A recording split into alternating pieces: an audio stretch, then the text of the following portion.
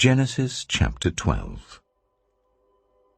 The Lord had said to Abram, "Go from your country, your people and your father's household to the land I will show you. I will make you into a great nation, and I will bless you. I will make your name great, and you will be a blessing. I will bless those who bless you, and whoever curses you I will curse, and all peoples on earth will be blessed through you." So Abram went as the Lord had told him, and Lot went with him. Abram was 75 years old when he set out from Haran. He took his wife Sarai, his nephew Lot, all the possessions they had accumulated, and the people they had acquired in Haran, and they set out for the land of Canaan, and they arrived there. Abram traveled through the land as far as the site of the great tree of Moreh at Shechem. At that time the Canaanites were in the land. The Lord appeared to Abram and said, "To your offspring I will give this land." So he built an altar there to the Lord who had appeared to him. From there he went on toward the hills east of Bethel and pitched his tent, with Bethel on the west and Ai on the east. There he built an altar to the Lord and called on the name of the Lord.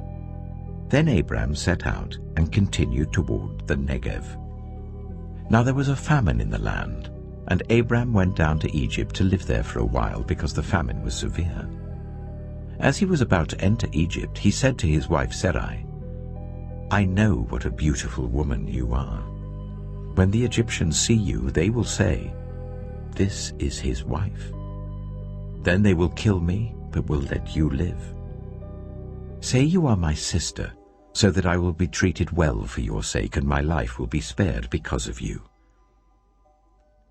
When Abram came to Egypt, the Egyptians saw that Sarai was a very beautiful woman.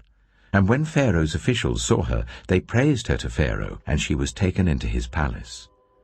He treated Abram well for her sake, and Abram acquired sheep and cattle, male and female donkeys, male and female servants, and camels.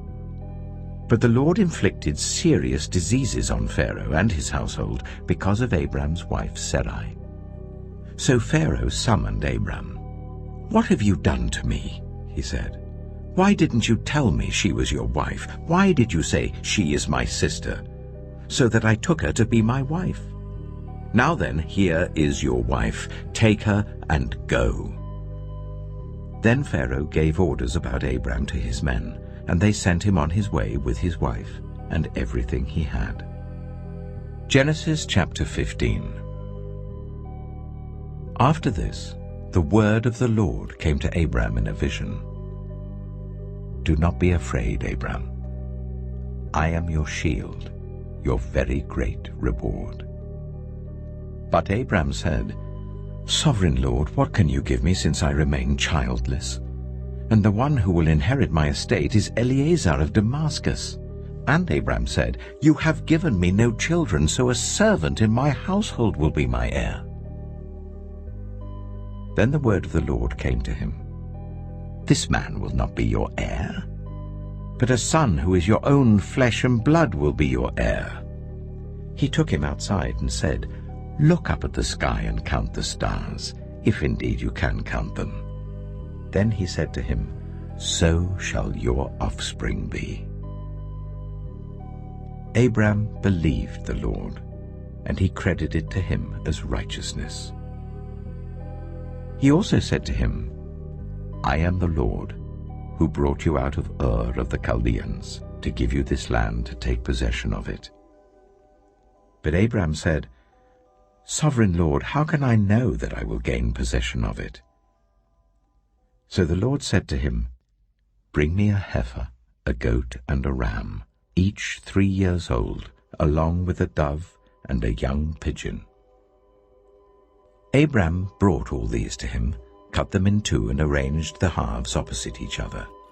The birds, however, he did not cut in half. Then birds of prey came down on the carcasses, but Adam drove them away. As the sun was setting, Abram fell into a deep sleep, and a thick and dreadful darkness came over him.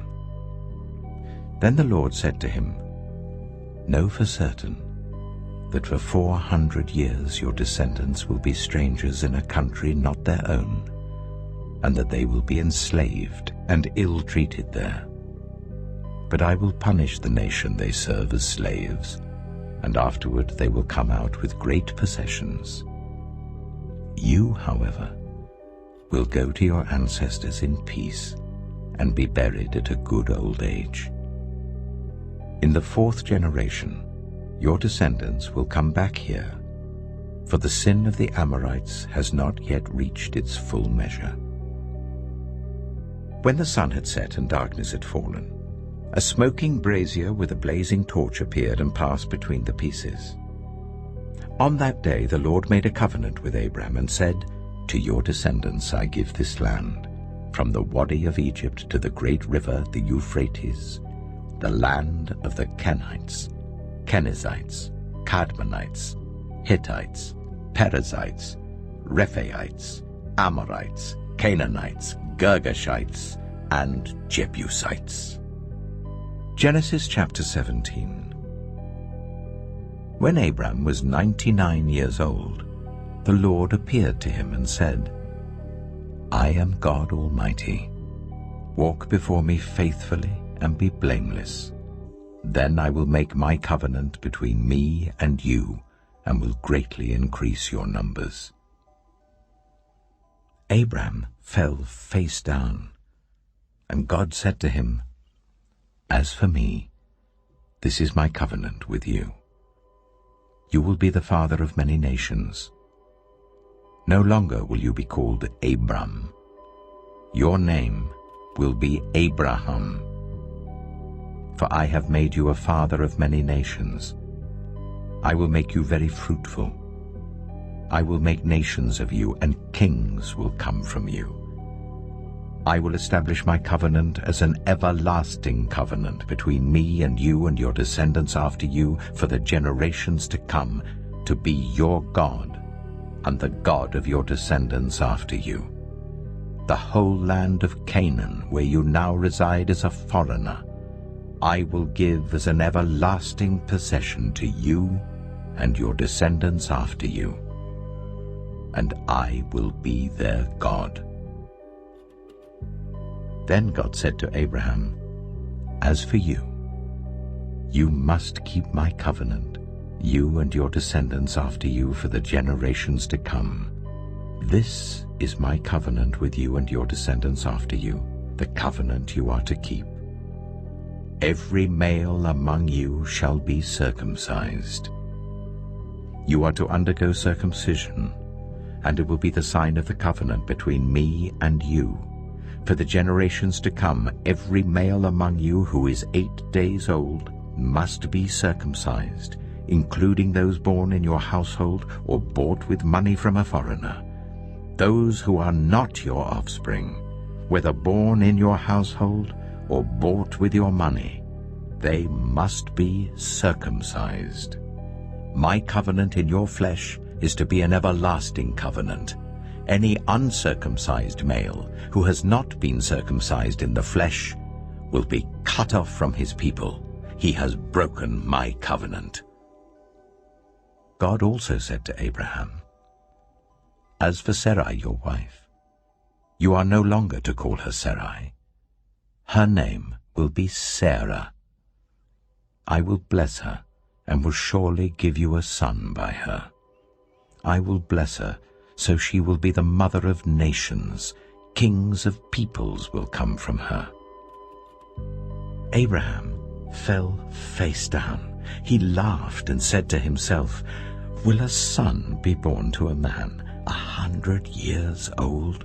Will Sarah bear a child at the age of 90? And Abraham said to God, "If only Ishmael might live under your blessing."